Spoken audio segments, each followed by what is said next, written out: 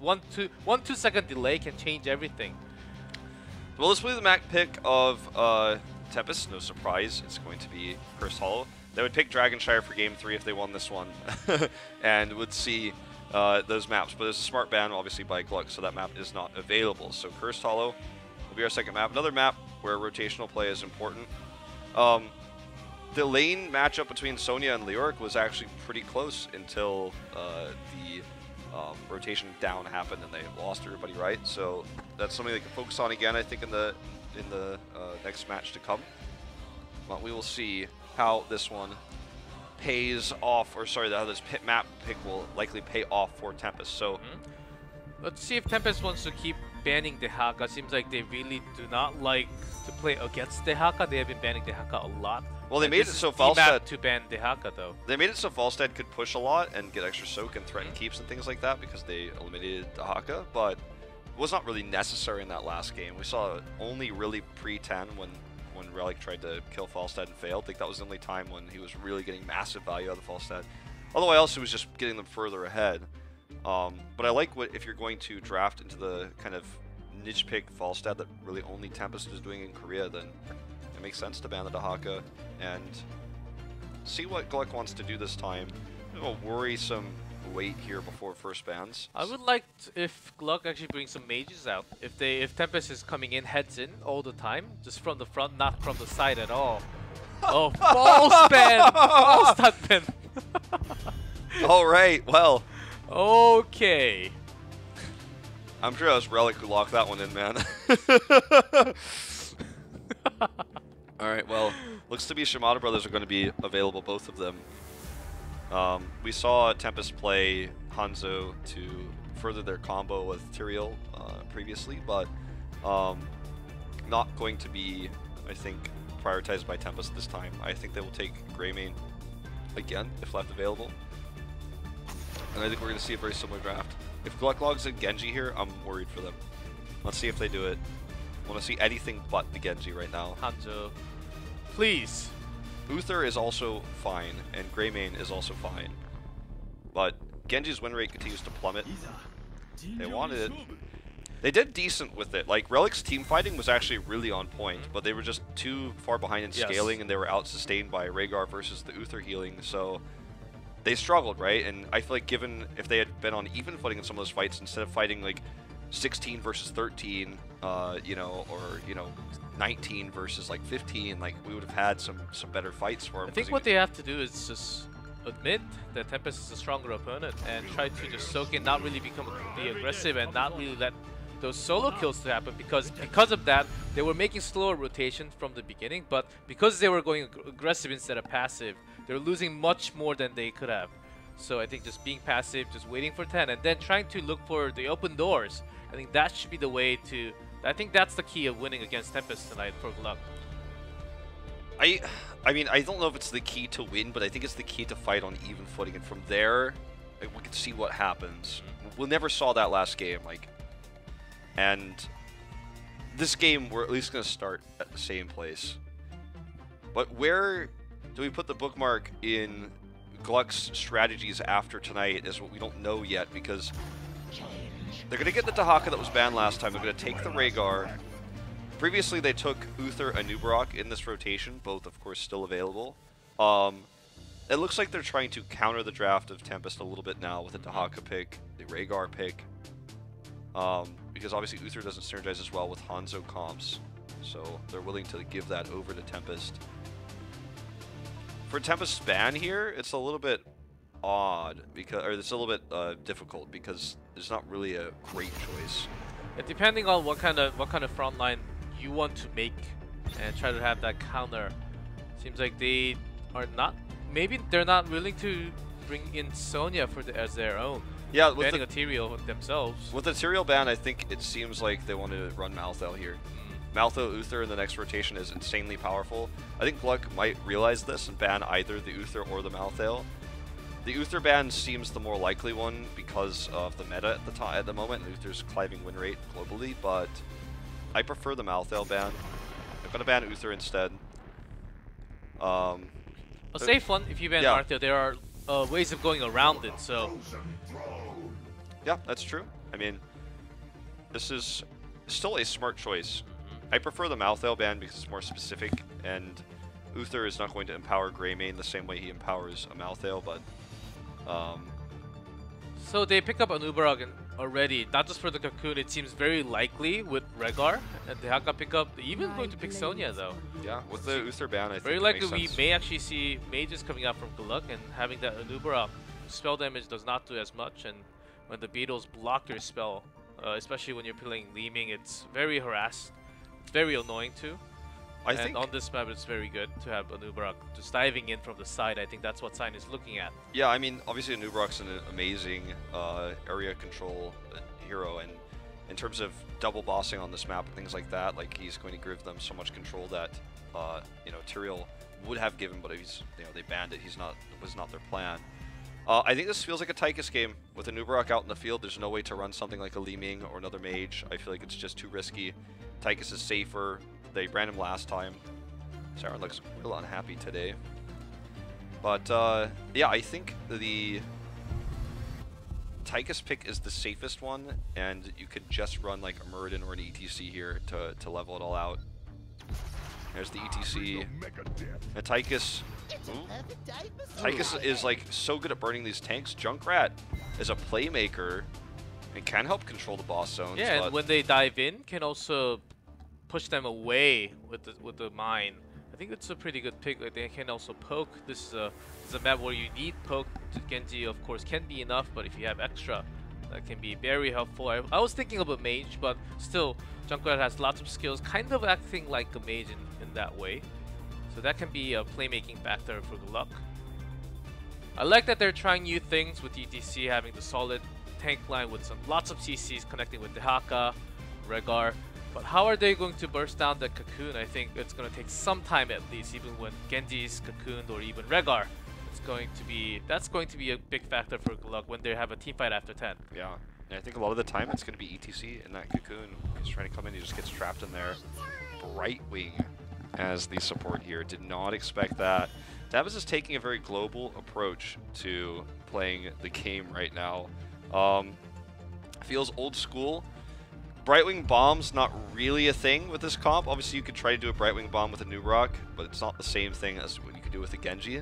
Still a possible tactic we see, but it's going to be split soak. It's going to be shielding that we see.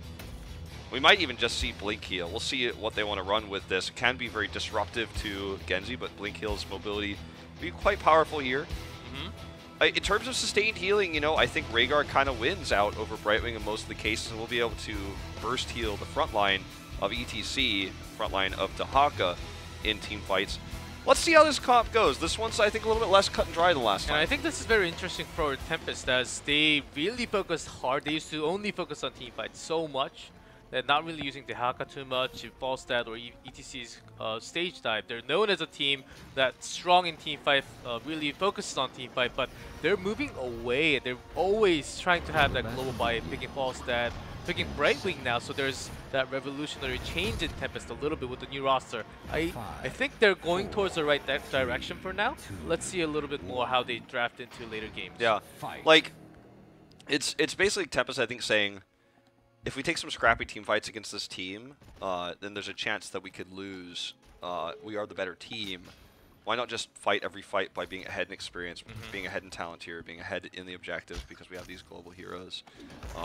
You know, the Dehaka ban led us down that path. GLuck picked it early this time, so they still have their own, you know, global hero, but see how this one goes. Sauron's going to look for a pick here, does get the grab onto Dami. Follow-up stun is there, but not enough damage, because this follow-up concussive mine was there, but just did not connect, so did not give enough damage there. Still, just bring Greymane home, and so make that time useful, making the big rotation. Try to solve the line on top, because Sonya Dehaka matchup is pretty tough. Maybe just put some power onto Dehaka so he can have an easier lane time, but that's not going to happen when Good is already onto the camp. Dami going to go ahead and jump through here. Grab this camp insanely fast. Look at this timing. Sonya plus Greymane. Good's going to leave too. He's basically just leashing because he is going to lose experience in the top lane if he stays here too long. Let's see if he loses a single minion if they show it to us. Like, I wonder if he misses a single minion. I guess we'll never know, but... And with ETC Genji, they're trying to look for some kind of accident happening right there, but Anubarak, even if you catch with Genji and ETC, it's not going to be enough damage to get the kill. Yeah, he's just going to simply brush, not burrow charge away, not brush. So they wasted a lot of time trying to look for a flank where there's a rotation for Tempest possibly coming out, and they're late on camp timing now. Ooh. So their plan A did not work, and they're behind the macro, even though they almost got the first kill onto Greymane, forcing him back home. Yeah, I hope someone was like listening to my commentary and saw if Good missed one of the 7 minions, man. Like if he missed 0, I'm like, this guy is a god. So he comes up here, forcing this lane swap, just gonna sit here because like they force Junkrat to rotate up, otherwise the bully would like absolutely get out of control. Dami's pinging for a little bit of assist here for Hanzo to come over and clear this up. Hanzo did go for the scatter air build, so obviously clearing insanely fast, especially post 7. But GLuck has stayed on fairly even footing. They were behind in the top lane matchup. They behind on camp time as they are again, and that will cost them a little bit in terms of this tribute right now. And notice what they're trying to do mid. They're making a play here, not going to get the kill, but that hurts Milky Way. It could have hurt worse, but they're in prime position to take this tribute. So what they should do is actually delay it and leave Saron in the top lane so he can actually get an experience lead. Just try to buy as much time as possible, while also, you know, staying in top lane. If they send the Haka down, I think it's a mistake. Are they giving up on the first tribute? Maybe. Sign did go down to maybe harass. Okay, they're trying to push the mid lane and then try to make something work because the Haka is pushing the top lane alone. Yep. They want to get something done before. It's an awkward situation because of the Siege Giants here, but because Hyde is actually here and can delay while also doing these Siege Giants, and they get mid, like Tempest is getting everything they possibly could ever want. But still, you know, the fact of the matter still is that the Haka's up there and he is staying, which is exactly what GLuck wants. Okay, some extra damage coming through, but body block here from Sign will prevent those last ones from connecting. One of the reasons why, you know, I thought a Tychus pick would be stronger than poke mage style stuff. Like, Junkrat's not a mage per se, but he kind of is. Like, he throws projectiles and Anubrak is great at just blocking that. Sonya's already on top, missed a few minions. Yeah, I think missed the whole wave. But yeah. Still Saron really not joining. Did get a little bit more experience, but losing a tribute. Let's see where they take us next time. It's going to be on top left. Remember, Brightwing was also getting a little bit of extra soak bottom, so that did kind of negate some of what we were talking about. And she was able to soak, deal with the siege minions, and at the same time delay the tribute. This time Tempest really heavily wants to commit to the tribute. They're sending everyone up early, except Brightwing staying down there. Everyone's getting in position preemptively to grab this tribute, while also grabbing the siege giants that are, fortunately for them, positioned right next to it. Sonic Arrow comes out, just trying to judge positioning here. Ooh, Overlord really far forward, playing with fire here, with Sign's positioning right now. Could have looked for a pick there. But usually what should happen is the Haka should already be in the bottom lane and trying to soak, because Brightwing is getting the extra soak and they're losing that much. And you do see the tribute, you get that announcement. I think they're really slow on, maybe they're just way too careful going down slowly because they don't want to get picked off by the other team. But Saron's really moving in slowly today. I do like it at the same time, but compared to Tempest, they have to make that quick snap decisions. Sign's going in, trying to delay the front line, so they do take the second tribute also. Ooh. Well, now they're on curse point. We saw the extra soak, like about 3 minion waves I think in total were missed by GLuck during this, and they didn't get the tribute. Obviously, Brightwing just being on top of everything, you know, having her down there early was really smart. Okay, Saron delays his death here. Will he get out? I don't think so. Paulie comes through. Good gank here. Milky Way going to try to power slide his way out. Does get his way alive, but I mean, look at this tribute spawning location. They are going deep here. Overlord, no escapes. Look at the Sonic, sorry, not the Sonic arrows, the scatter arrows. Hyde, and everybody else is in a risky spot, but Sign peels, drops down the impale in this choke. And look at this. It's like, They just walk right to where they belong. And the boss is right next to them too. They looked up on Google Maps like the fastest way to get a kill and then go to the tribute. Like Google Maps, like, yeah, then turn left after the fort, like watch out for the shots, and then go up there and you get the tribute. It'll take about 7 seconds. I almost thought because they're diving in, I thought it was a curse almost, and it was oh not my even God. a curse. And Relic is dead. Cocoon comes through. This is just a train wreck now. This is not going to be good. Well, I mean, Good's not here. He's coming down, but Saren, there's the double stuns. There's it again. Triple stuns there. Milky Way. Sorry, man. No happy ending on this one. No curse and possibly game. Not only do they have this situation, but they can kill the wall, kill the keep, and try to invade boss. GLuck will have respawns and 10 by the time that the boss attempt is starting, so maybe they don't actually try to steal red side boss, but they might, you know, at the stage. It's a very weird style of play to see from a Dehaka, where Dehaka should, I don't think he has used even one brush stock to join into team fight at least. Maybe he went to lane maybe a couple of times after dying. But the use of Dehaka is not really working out for GLuck. I don't think it fits their playstyle too much. I guess when they're losing the rotation, I think he has to be on top of rotation, really following where right wing it is at least onto the other side. Just not really losing any XP, first of all. Yeah. Curse is expiring here. Tempest does take blue side boss. They're being safe. Oh, Dami pings it. They want the pick on the Milky Way. I think they're going to get it. Here we go. Stun, stun, Poly. Cleanses late. Milky Way. Low. Good concussive there, actually. That was really well done by Overlord. Next Burrow charge, though, is going to be ready in a second. No, they're not going to commit. That actually was really well played. Good save by Junkrat. Yeah, that I mean, that could have been disastrous. He played it well. It is blink heal, by the way. We thought it might be, but just to confirm that. Okay, that was the saddest mosh pit attempt I've ever seen. Dragon Blade comes through. Blink heal again, saving the day here. Just not enough damage. Cocoon onto Rhaegar. So Ancestral could not connect at all, but it's going into Serum for now, and does take out Sonya, makes it into 4v4. Serum will be safe, Sign still keeping up the CC here. Polymorph here onto Blue Beetle is trying to walk his way out. Wolf will be up in just a second. There it is. Relic gets the dash away.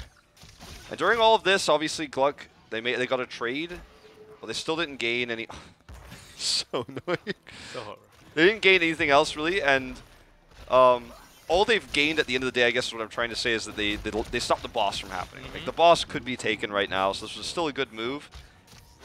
Just, you know, not the win in the team fight they were looking for. Yeah, actually one of the best fights. If ETC actually waited for a split more second, actually, because he knew that Nubarak CC is going to come in, maybe just waiting for that to be out on cooldown, and then using the mosh pit could have been at least used as a zoning tool. But because he was using that, trying to save himself right after his HP was too low, went down. Even without ETC from the beginning, GLuck actually took that fight pretty well against Tempest. This is Tempest's first mistake of the game, by the way. Not checking boss, not being positioned to know that move was happening. It was a risky move by GLuck, and Tempest just simply assumed they wouldn't do it. They did it exactly. Tempest wasted time on the rotation and didn't even get the camp. They finally got their own boss, obviously, but that's why Hanzo sent that Dragon Arrow to check, because suddenly Tempest and comps were probably like, oh, they were probably doing boss. We didn't think they were doing it. They are. They check, they confirm, and oh, the boss with the assist! Almost getting the kill here, not gonna happen. Even dropping that isolation just to harass Good for a little bit, not really making that work into a kill. They check the boss, they get their own, they clear this boss, spot boss is dealt with as well. And Tempest gets the tribute, so leading in tributes now. Not the same lead we saw last game, but they are definitely massively ahead at the moment in terms of talent tier advantage for until exactly when I said that. They're close to getting that at 16. Bosses are no longer basically a non-factor at the moment. Tribute does spawn on GLuck's side. It's red side tribute. They're already posturing around it. This means that Dehaka should be able to make better plays. Maybe they want to invade in coming around. They know that's the only thing not really painted with blue on their side. Slowly open. Maybe they're trying to punish the rotation, but Sign is on top already, getting down the ETC. Breadwing joins the team fight already. Dehaka has to come now, or it's gonna be late. Okay, he's here now. Saren looking for a grab. Unfortunately, the only person he can grab is Sign. Sign's positioning is perfect as usual. Another isolation comes down here. Good. Looking for that sustained healing. Dragon Blade coming through. Stuns on the good. He's getting moshed here. That was a great mosh pit by Milky Way. And GLuck may be on the way to winning their first team fight here. Milky Way survives. Cocoon does save Hyde for the time being. Okay, there's another kill onto Greymane, and GLuck will win this team fight. Nicely done by big mosh happening, but not just that. Really putting that isolation onto Nubarak, delaying all the CCs so that it gives a room for Junkrat and also Genji to do all they want to. That was one of the best decisions. And also joining from the back line. Saron really started that team fight just right for GLuck, and Tempest got caught off guard a little bit. Just to watch this one lone Siege Giant who's probably in his midlife crisis. And he's like, oh, well, should I really be pushing this lane? My wife and my kids. Oh, like, man. I got bullied by a few Heroes of the Storm, and they made me do it. Like, I didn't stand up to them. Now I'm just a pile of rocks on the ground.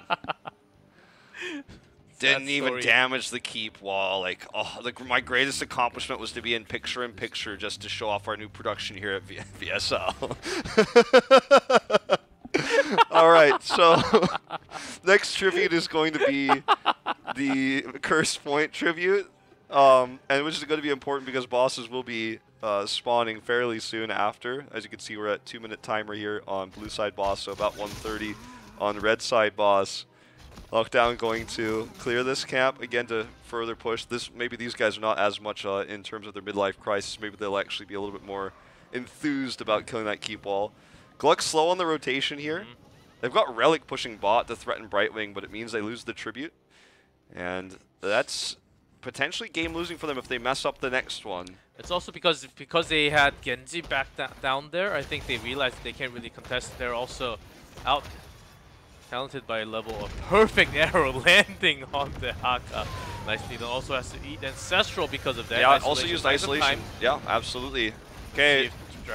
Poly Genji, so here comes a Riptire though. Good Riptire into the mosh, but interrupted here. Dami's going in. He doesn't care about his health bar. Good will fall here, but Dami's doing too much damage here with Lockdown uncontested. Hyde with a perfect poly. That was so well done. Genji gets caught, and now this is this match. Sorry, this match as well. But this this fight is over. They're gonna lose the game over it as well. But some really good team fighting here from GLuck actually, and I think the ETC pick for them has been fantastic, and I'm very impressed with the mosh pits we are seeing. And now this is going to be a dead wall. Dead keep, theoretically, here with the Siege Giants pushing, and Curse is just around the corner. It's a choose-your-own-adventure ending for Tempest now because they can Curse into double boss, they can boss into Curse. GLuck doesn't have anyone respawned yet. Keep down. They're just going to kind of kite through here and head towards the tribute. The respawn of Sonya. This is a... You know what? I think there's one more chance for GLuck. If they have another fight here with Mosh, 55 seconds on that, it's not going to be this fight. If they have another fight during Curse, they might be able to come back into this one. But I mean, this is going to be hard, okay? It's going to be hard, but at least they're at the same talent now. And then Tempest was actually, their back line, Hanzo Brightwing, was actually threatened by Genji's Dragon Blade, and also Junkrat Riptire did so much damage. It was a perfect timing for Genji to go in, but Hyde canceled all that with the Polymorph. Even, let's wait, hold on. Okay, Stunlock here onto the new. Nubarak does not get to use a cocoon and blows up. It's going to be a trade though, and you know the scaling advantage does go to Tempest. Another big Riptire here, and Hyde is so good with these polys. Poly's out now. Rally can actually do. Dragon Blade will be back in 2 seconds. He can take all the kills. Okay, he is just going to clean this one up. The lack of burst heal, a big problem here for Tempest.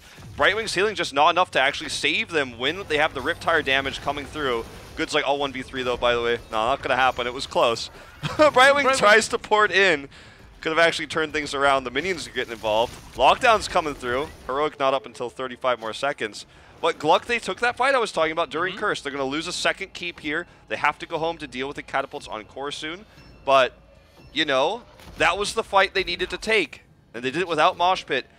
Good use of Ancestral, good use of the Riptires. And this has been about Milky Way and Overlord to me. The Riptires plus the Mosh Pits. And these fights where basically they've done so much damage to Tempest's members that Tempest wishes they had an Ancestral, wishes they had a Divine Shield, but all they have is Blink Heal. And Brightwing's trying to escape, you know, using Polymorphs to avoid the Dragon Blades.